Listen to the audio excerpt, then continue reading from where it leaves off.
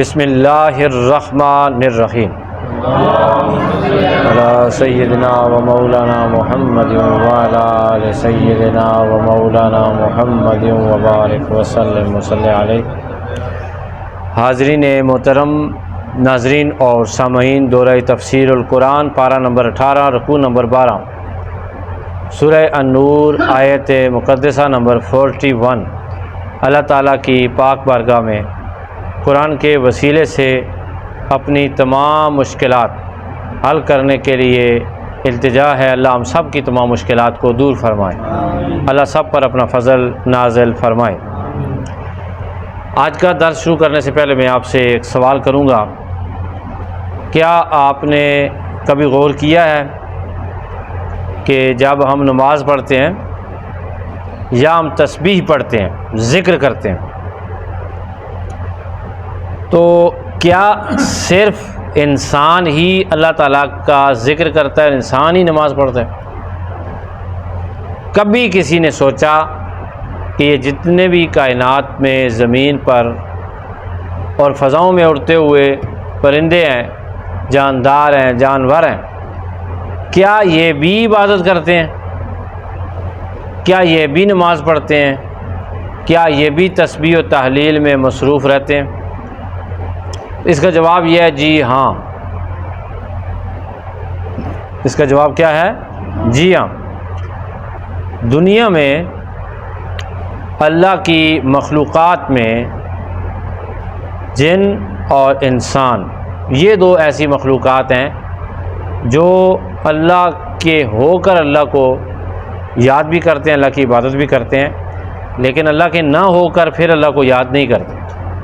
جو مسلمان ہیں وہ اللہ تعالیٰ کی بارگاہ میں جھکتے بھی ہیں، اللہ کو یاد بھی کرتے ہیں، اور جو مسلم نہیں ہیں وہ اللہ تعالیٰ کی بارگاہ سے دور ہیں۔ لیکن اس کے علاوہ کائنات میں، ارض و سماوات میں کوئی ایسی چھوٹی بڑی مخلوق نہیں ہے جو کسی نہ کسی صورت میں اللہ کو یاد نہ کرتی ہو یا اللہ کی نماز نہ پڑھتی ہو۔ اس کی دلیل آپ مانگیں گے تو آج کی آیت کے ترجمے میں اس کی دلیل موجود ہے۔ آئیے آج کا درس آیت نمبر 41 شروع کرتے ہیں۔ اللہ ارشاد فرماتا ہے، الم ترا، کیا تو نے غور و فکر نہ کیا؟ کیا تو نے غور و فکر نہیں کیا، یا کیا تو نے نہیں دیکھا؟ ان اللہ، کہ بے شک اللہ تعالیٰ، یسبح، تسبیح بیان کرتے ہیں، لہو، اسی کی، من، جو بھی ہے، فی السماوات، آسمانوں میں، والارض، اور زمین میں۔ جو بھی آسمانوں اور زمین والے ہیں وہ کیا کرتے ہیں؟ اللہ کا ذکر کرتے ہیں۔ بھائی یہاں پر رک جائیں۔ من کا اطلاق ذوی العقول کے لیے ہوتا ہے، اور آپ پوچھیں گے ذوی العقول سے کیا مراد ہے؟ ذوی العقول سے مراد ہے سانس لینے والی چیزیں۔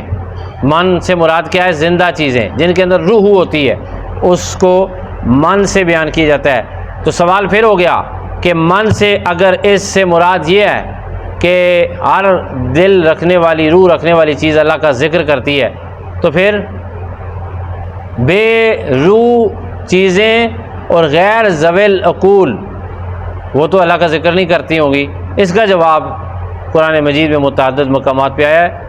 ایک جگہ خدا تعالیٰ ارشاد فرماتا ہے، یسبح للہ ما فی السماوات والارض۔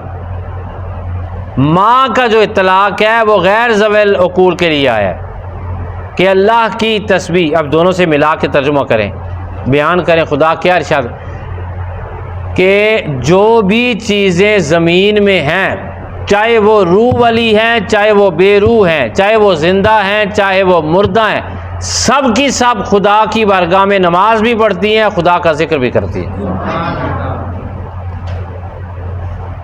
اسپیشل ایک مخلوق کا ذکر ہوا، وَالطَّيْرُ صَافَّاتٍ، اور پرندے پر پھیلائے ہوئے۔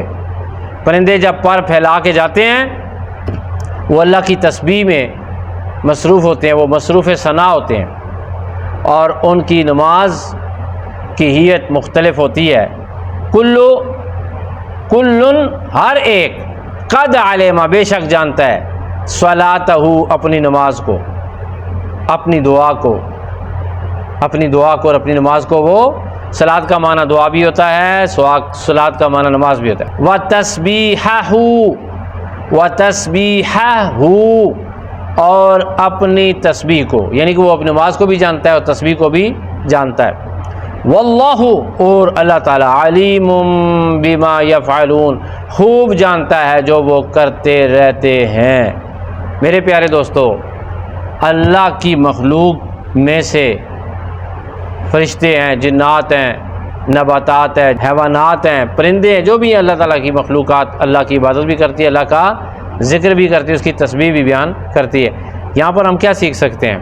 پہلی بات تو یہ سیکھنی چاہیے کہ انسان کہ میں ہی خدا کی عبادت کرتا ہوں، میں ہی خدا کی عبادت کرتا ہوں، یہ اس کی غلط فہمی ہے۔ حضرت موسیٰ علیہ السلام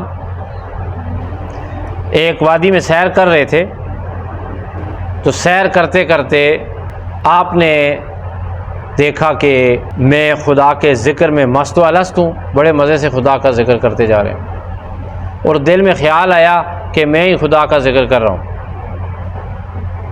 اور بڑا شکر بھی کیا کہ میں اس وقت اس ارد گرد میں اکیلا یہاں سے جنگل سے جا رہا ہوں اور اللہ کا ذکر کر رہا ہوں۔ اظہار تشکر بھی اس کو کہہ سکتے ہیں آپ، کیونکہ انبیاء پیغمبر جو ہوتے ہیں وہ غرور تکبر تو نہیں کرتے، یا تقدیس نعمت کے طور پہ آپ نے سوچا۔ اللہ رب العزت نے آپ کے دل کی بات جب دیکھی، سنی، جانی، یعنی مطلع تھا، اللہ تعالیٰ علیم و بذات صدور ہے، اللہ پاک نے اس جنگل کی تمام تر چیزوں کو حکم دیا کہ اونچی آواز میں ذرا میرا ذکر کرو اور میرے کلیم کو سناؤ ہیں۔ تو کہتے ہیں کہ اس جنگل کے درختوں نے تسبیح پڑھی، اور پتھروں نے، اور گھاس نے، نباتات، جمادات، پرندوں نے، جانوروں نے جب اونچی آواز میں خدا کا ذکر کیا تو اتنی ہیبت طاری ہو گئی کہ حضرت موسیٰ علیہ السلام گر پڑے اور بے ہوش ہو گئے، اور جب ہوش میں آئے تو آپ سجدے میں اللہ کی بارگاہ میں حاضر ہوئے، یا الہ العالمین، یہ میں سوچ رہا تھا میں ہی خدا کا ذکر کر رہا ہوں، میں ہی تیرا ذکر کر رہا ہوں، دنیا کی ہر مخلوق تیرے ذکر میں مصروف ہے۔